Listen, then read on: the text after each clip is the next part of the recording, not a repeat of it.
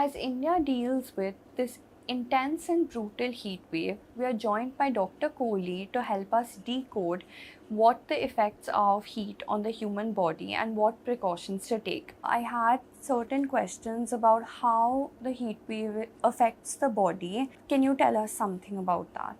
So we all in northern part of India, like Delhi, Haryana, Uttar Pradesh, Rajasthan, we tend to face this heat wave, which is predominantly in the month from April to June, where the temperatures are soaring above 45 degrees centigrade.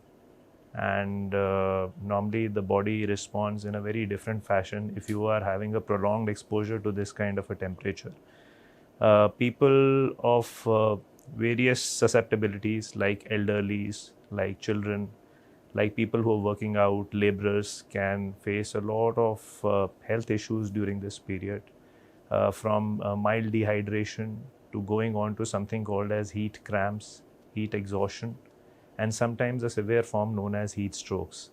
It has got a widespread impact on the health because people might be having various comorbidities like cardiac diseases, lung diseases, kidney diseases, which can aggravate during this period.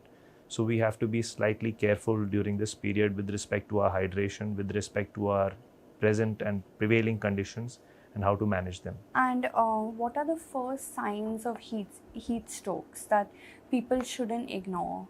So, heat stroke, people need to be slightly educated the difference between heat cramps, heat exhaustion, and heat strokes. In general, what we notice in a day-to-day basis is heat cramps and heat exhaustion, where people can get fatigued, can get dehydrated. The body temperature might be slightly on the cooler side. They might faint, but they are kind of still mentally sound with respect to their senses. In case of heat stroke, the body temperature actually rises beyond 40 degrees centigrade. They can be obtunded, they can be unconscious. Their body temperature, as I said, is high, and that is somewhat a medical emergency which is to be treated in a hospital setting in a heat stroke ward. Heat exhaustion and heat cramps can be treated by just giving hydration, keeping the body in a cool environment, misting and fanning the area, letting the patient be slightly wet, wearing wet clothes or something like that. But in case of heat stroke, they have to be admitted. They might be put on a Ryle's tube feeding. They might be given IV fluids, because ultimately what tends to happen is that their conscious level is not that great that they can accept food and they can aspirate during this period. So that is more of an emergency. It's more to be dealt in a heat stroke ward in a hospital setting. Heat exhaustion and heat cramps are something which you have to look for, which you have to make the population at large slightly more aware of these symptoms. Okay. And majority of people to rehydrate take something called ORS. Yeah. And in the market, there are many reports that there's fake ORS being sold, as which has very high sugar content. Yeah. So how do we recognize which is genuine and which company to have? So normally the oral rehydration salt is basically a WHO formula. It's widely available at various chemist shops, so you don't need to have a particular brand to actually, I mean, there is no brand endorsement in that, but the oral rehydration salt will have the salt component, the glucose component. One has to be really careful because the glucose component shouldn't be very, very high, considering that these patients, as I said, may be comorbid with respect to having diabetes and all that. So, in general, you need to give patients water, salt, and slight bit of glucose depending on their diabetic status. Many people have to work outside regardless of the heat wave. They don't have an option. So, what do you suggest, that what are the precautions that they should take if they have to work outdoors? So, in ideal circumstances, because obviously it has a socio-economic impact as well, Yes. as I earlier said, that it will be affecting populations like children, elderly, and people who are working out. In ideal circumstances, one should be avoiding heat as much as possible. The windows of heat exposure can be kept beyond 12 to 4, so that time is something which you are not exposed to the extreme heat.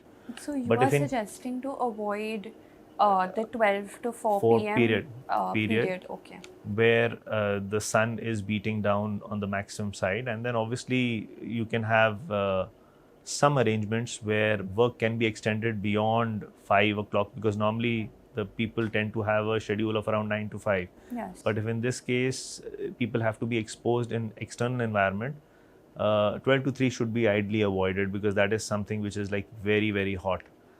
In this case, if it is unavoidable, then in that case, it a constant reminder of having water intake, keeping yourself cool, wearing nice cotton clothes. These are some things which you may want to do during this period. And then obviously exposure to heat should be minimal. So obviously staying indoor for the time being wherever you have to work in a air conditioned space or at least a fanned space is something which is desirable. But keeping yourself hydrated will be absolutely important. Like you said that a person should be hydrated. Yeah. So what is the amount of water you suggest to someone, and is drinking too much water also bad? People can take, so just water is not slightly desirable here, because obviously water will make the fluid in the body slightly dilute. Yes. The salts dilute. So obviously something like a fresh lime sweet and salt or something like a coconut water might be something very good. But if the patient is diabetic, elderly, in that case the water quantity, the diabetic status of the patient is extremely important to know the kind of fluids which have to be given. But in general, for somebody who's not having any diabetes or who's having not a heart or kidney disease, they can have easily about 3 to 3.5 liters of fluids in a day's time, but over a span period in a spread out fashion. And doctor, my last question is that heat waves are so repetitive in our country. So is there any long-term damage to the human body that a heat wave can do? So unfortunately, the climate change has so happened that our country in this space where we are is exposed to, you're rightly saying that various episodes of heat wave, and then obviously you've got bushfires and all those things as well. It has got an infrastructure impact also, because we tend to use more air conditioners during this period. So obviously the impact goes higher. But yeah, prolonged heat exposure can lead to a lot of dehydrations. It can cause a lot of kidney disease. So we call it as heat stress nephropathy. People who are having comorbidities like heart disease, their fluid status can get slightly distorted. So their conditions can get aggravated. Unfortunately, with dehydration, the morbidity and mortality can increase. You've seen a lot of patients getting admitted for their conditions, and unfortunately, if they are having prevailing conditions, their morbid status can go on a higher side. So one has to be slightly careful. It has a prolonged impact on the body. I'm not denying that. Dehydration is one bit which you see in an acute basis, but on a chronic basis, it has the potential to harm our kidneys, heart, lungs, everything actually. What's one piece of advice you would like to give our viewers to beat this heat wave? One piece of advice which I want to give everyone is, based on your status, please keep yourself hydrated. It doesn't take much to carry a water bottle or at least a fresh lime sweet and salt, or maybe a chas, something like a buttermilk, which people in South India use very effectively. A 1 liter bottle, and you just sip it throughout the day during your period, and then when you come back again, rehydrate yourself.